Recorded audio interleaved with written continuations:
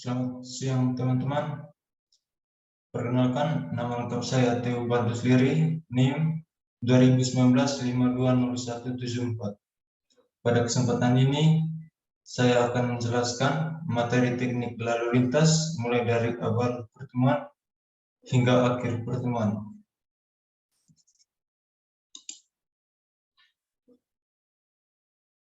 Yang pertama, kinerja lalu lintas. Kriteria kinerja lalu lintas dapat ditentukan berdasarkan nilai derajat kejenuhan atau kecepatan tempuh pada suatu kondisi jalan tertentu yang terkait dengan geometri, arus lalu lintas, dan lingkungan jalan untuk kondisi existing maupun untuk kondisi desain. Semakin rendah nilai derajat kejenuhan atau semakin tinggi kecepatan tempuh menunjukkan semakin baik kinerja lalu lintas.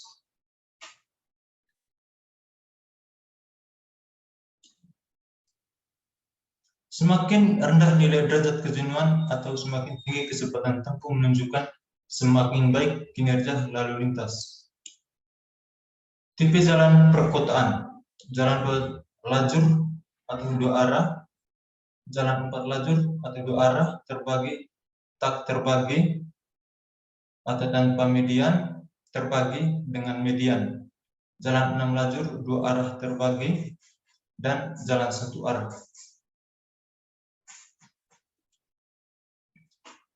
Karakteristik arus. 1. Variasi arus dalam waktu.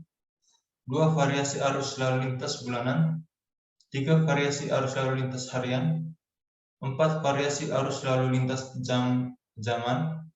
5. Variasi arus lalu lintas kurang dari 1 jam. 6. Volume jam perancangan. 7. Volume perancangan menurut arah. 8. Variasi arus dalam ruang. 9. Variasi arus terhadap jenis kendaraan. Adapun pengertian dari ketiga kelompok jalan tersebut adalah: 1. Jalan arteri. Jalan arteri adalah jalan yang melayani angkutan utama dengan ciri-ciri perjalanan jarak jauh, kecepatan rata-rata tinggi, dan jumlah jalan masuk dibatasi secara efisien. 2. Jalan kolektor. Jalan kolektor adalah jalan yang melayani angkutan pengumpulan atau pembagian dengan ciri perjalanan jarak sedang, kecepatan rata-rata sedang, dan jumlah jalan masuk dibatasi. 3. Jalan lokal.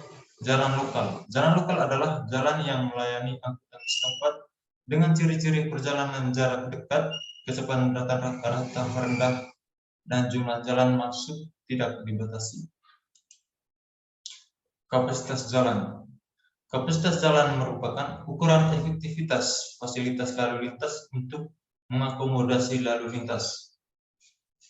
Kapasitas jalan adalah arus maksimum per jam dari kendaraan yang melintasi suatu titik atau ruas jalan yang uniform pada periode waktu tertentu dengan kondisi jalan, lalu lintas, dan pengaturan yang ada. Kapasitas merupakan ukuran kuantitas dan kualitas yang memfasilitasi evaluasi kecukupan maupun kualitas pelayanan kendaraan pada keadaan fasilitas jalan yang ada. Kapasitas jalan, faktor yang mempengaruhi. 1. Faktor jalan, lebar lajur, kebebasan lateral, bahu jalan, keberadaan median, permukaan jalan, alinemen, kelandaian jalan, keberadaan trotoar, dan lain-lain. Faktor lalu lintas, komposisi lalu lintas, volume, distribusi lajur, gangguan lalu lintas, keberadaan kendaraan tidak bermotor, gangguan samping, dan lain-lain. Faktor lingkungan, keberadaan pejalan kaki, pengendara sepeda, binatang menyeberang, dan lain-lain. Jalan dapat menampung volume maksimum pada keadaan ideal, yaitu uninterrupted flow, lalu lintas hanya berupa kendaraan penumpang, lebar lajur standar tanpa gangguan lateral, geometri memadai untuk kecepatan rencana. Kedudukan kapasitas jalan. Kapasitas jalan selanjutnya merupakan masukan dalam analisis rekayasa lalu lintas. Menurut sistem jalan yang ada dengan evaluasi perbandingan volume V dengan kapasitas C, yaitu V per C. Usulan perubahan sistem kerangka jalan yang ada, geometri jalan, simpang bersinyal, peraturan parkiran, perubahan arah, dan marka. Perancangan fasilitas baru berdasarkan analisis kapasitas dengan kebutuhan, demand. Pembandingan efektivitas relatif dari berbagai moda transportasi dalam melayani suatu kebutuhan. Serangkaian usaha dalam kegiatan yang meliputi perencanaan, pengadaan, pemasangan, pengaturan, dan pemeliharaan fasilitas perlengkapan jalan dalam rangka mewujudkan, mendukung, dan memelihara keamanan, keselamatan, ketertiban, dan kelancaran lalu lintas. Undang-Undang Nomor 22 Tahun 2009. Metode perancangan ruang lalu lintas jalan yang aman dan nyaman bagi pengguna jalan dan efisien dari sudut pandang pembiayaan atau penggunaan lahan menurut Putranto 2008. Konsep rekayasa lalu lintas masa depan.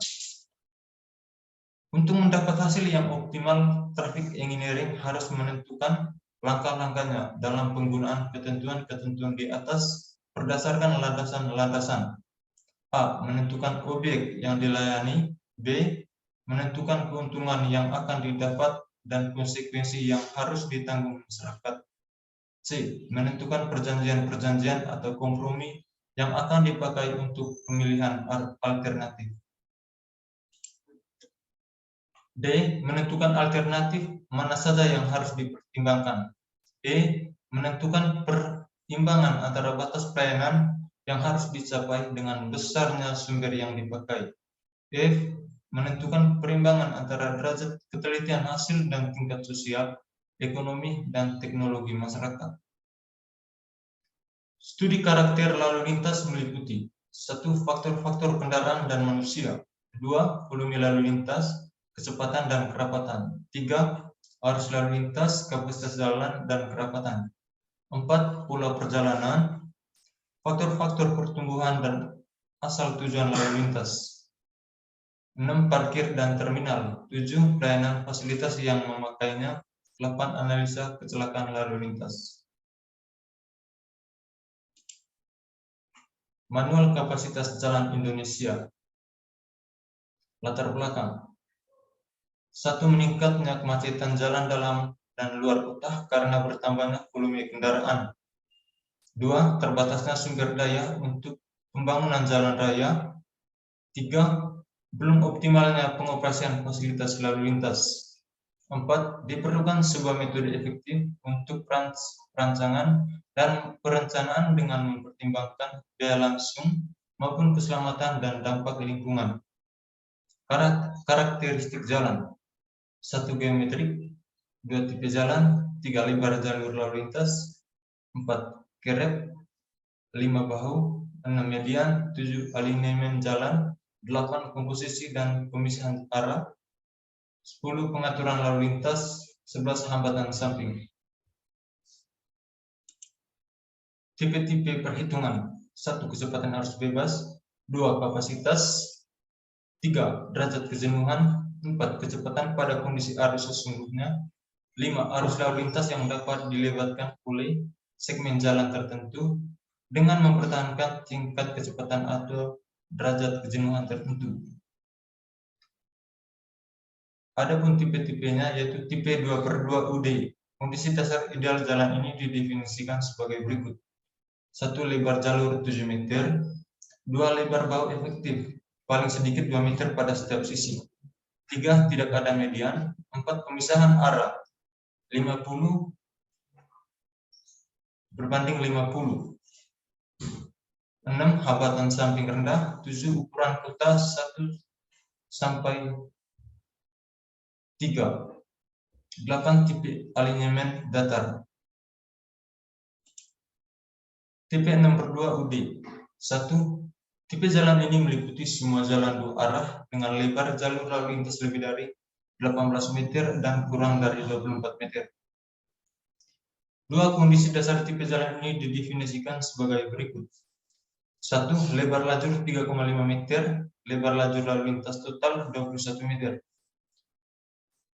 2. Curb tanpa bahu jalan. 3. Jarak antar curb dan penghalang terdekat pada trotoar 2 meter. 4. Median 5. Pemisah arah lalu lintas 50/50. 7. Hambatan samping rendah. 8. Ukuran kota 1-30 juta penduduk. 9. Tipe alinyemen datar. Tipe 4/2 UD. Kondisi dasar tipe jalan ini didefinisikan sebagai berikut. 1. Lebar lajur 3,5 meter, lebar lajur lalu lintas total 14 meter. Curb tanpa bahu jalan. Jarak antara curb dan penghalang terdekat pada trotoar 2 meter. 4. Median. 5. Pemisahan arah lalu lintas 50/50. 6. Hambatan samping rendah. 8. Ukuran kota 1-30 juta. 9. Tipe alinyemen datar. Tipe satu arah. Tipe jalan ini meliputi semua jalan satu arah dengan lebar jalur lalu lintas 5 meter sampai dengan 10,5 meter. Kondisi dasar tipe jalan ini didefinisikan sebagai berikut. 1. Lebar jalur lalu lintas 7 meter, lebar bahu efektif paling sedikit 2 meter pada tiap sisi, jarak antara curb dan penghalang terdekat pada trotoar 2 meter, tidak ada median, hambatan samping rendah, ukuran kota 1-30 juta, tipe alinyemen datar. Arus dan komposisi lalu lintas. 1. Kendaraan ringan. Kendaraan bermotor 2 as, roda 4 dengan jarak as 2-30 meter, 2,0 sampai 3,0 meter, termasuk mobil penumpang, pepelet, mikrobus, pick-up, dan truk kecil sesuai klasifikasi Bina Marga. Kendaraan berat. Kendaraan bermotor dengan jarak as lebih dari 3,50 meter, biasanya beroda lebih dari 4, termasuk bis, truk 2 as, truk 3 as, dan truk kombinasi sesuai sistem klasifikasi Bina Marga. Sepeda motor. Kendaraan bermotor roda 2 atau 3, termasuk sepeda motor dan kendaraan beroda 3, sesuai sistem klasifikasi Bina Marga. Kendala lain. Maksud antisipasi dampak lalu lintas akibat pengembangan yang dilakukan.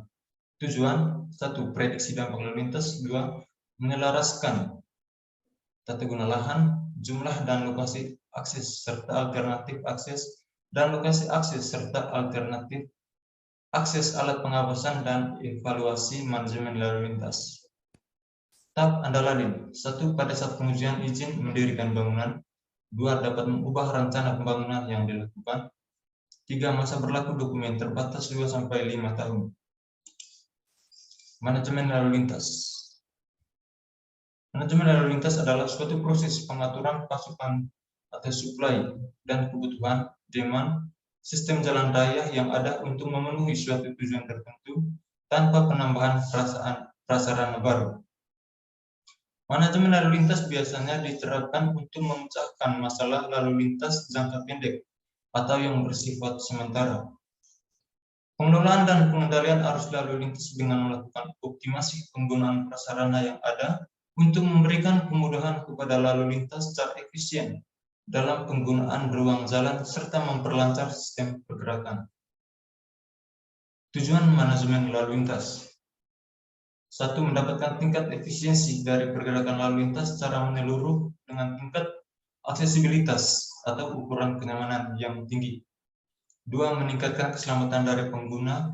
3. Melindungi dan memperbaiki keadaan kondisi lingkungan di mana arus lalu lintas tersebut berada. 4. Mempromosikan pengguna energi secara efisien. Sasaran teknik manajemen lalu lintas. 1. Mengatur dan menyederhanakan arus lalu lintas. 2. Mewujudkan keamanan dan keselamatan berlalu lintas. Angka kecelakaan. 3. Meminimumkan gangguan terhadap arus lalu lintas. 4. Mengurangi tingkat kemacetan lalu lintas. 5. Terjaganya kondisi lingkungan dari dampak negatif lalu lintas dengan melakukan andalain atau analisis dampak lalu lintas. Optimasi pasokan. Manajemen lalu lintas yang termasuk dalam kelompok ini adalah 1. Pelarangan parkir di tepi jalan selama jam imsak. 2. Lokasi parkir khusus untuk parkir jangka pendek. 3. Jalan satu arah. 4. Penggunaan kapasitas sisa pada lajur arah berlawanan. Parkir. Parkir adalah suatu keadaan di mana kendaraan tidak bergerak dalam jangka waktu tertentu atau tidak bersifat sementara. PP nomor 43 tahun 1993. Identifikasi parkir. Berdasarkan jenis moda angkutan. 1. Parkir kendaraan bermotor.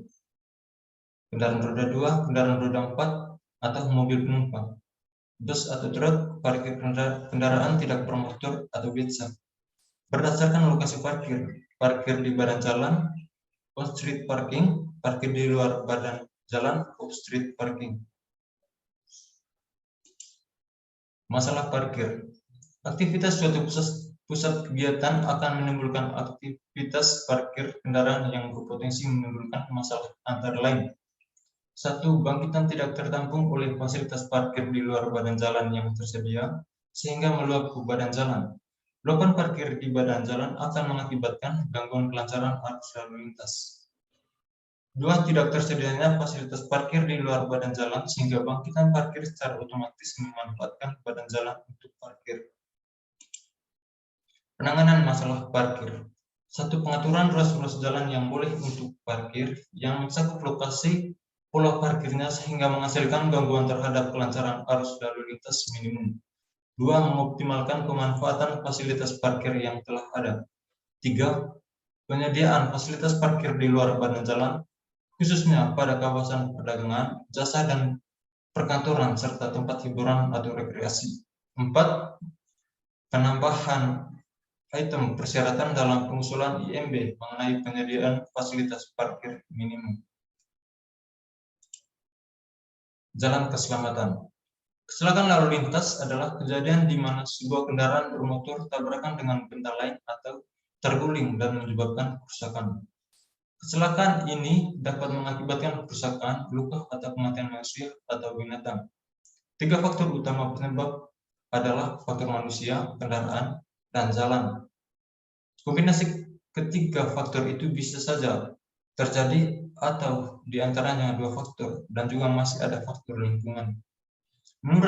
Menurut Undang-Undang Lalu Lintas dan Angkutan Jalan Nomor 22 Tahun 2009 menyatakan kecelakaan lalu lintas adalah suatu peristiwa di jalan yang tidak diduga dan tidak disengaja dan melibatkan kendaraan dengan atau tanpa penggunaan jalan lain yang mengakibatkan korban manusia dan atau kerugian harta benda.